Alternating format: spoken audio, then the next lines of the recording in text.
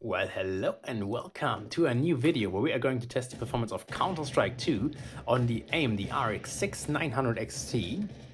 And we're gonna go and go for some competitive experience here and obviously set the FPS to unlimited power.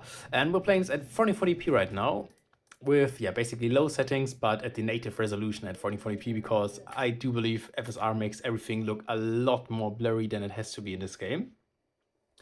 And we are seeing the 300 FPS cap, which this game naturally has. So if we are hitting that, that means that our CPU, which is the Ryzen 7 5800X 3D, as well as our GPU are doing quite fine and obviously are more powerful than this game needs them to be.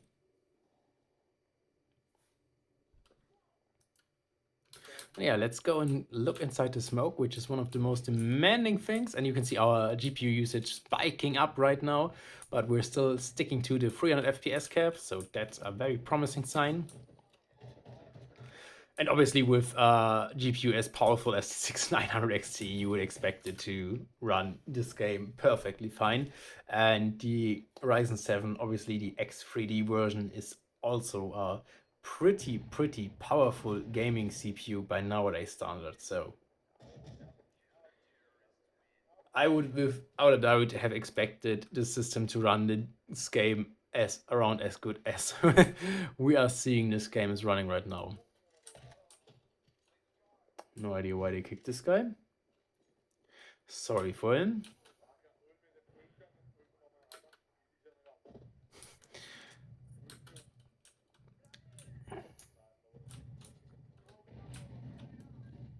I have no idea what grenades they are throwing.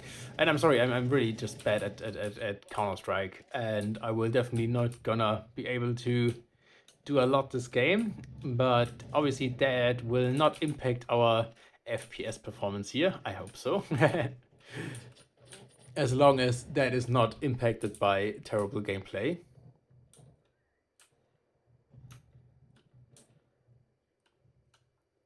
But inside here we're getting the 300 FPS mark, just as we got outside as well, so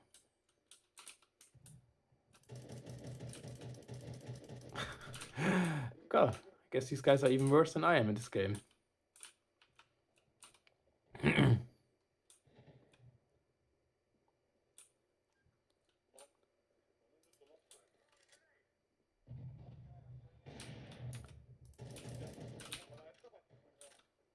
I guess we'll just defend this bomb here.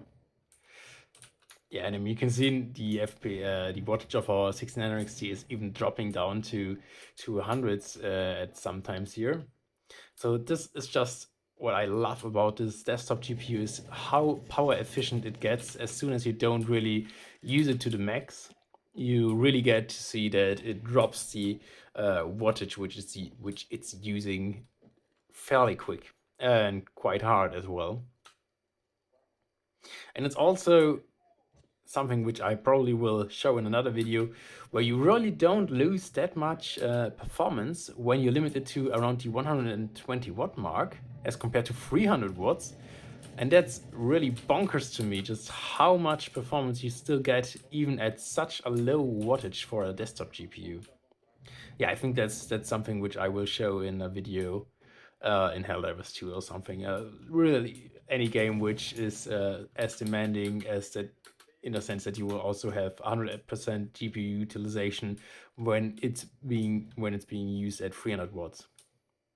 But you can definitely see that it's absolutely fine and playable here at 300 FPS all the time. And at 1440p, it's definitely a very much competitive experience. And even especially at 1080p, it's going to be a very competitive experience as well.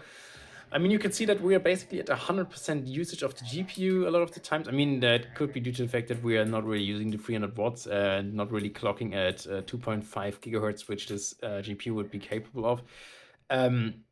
But I guess at 4K, you can expect it to drop to 200 to 250. But apart from that, it's definitely a very great experience here in this game.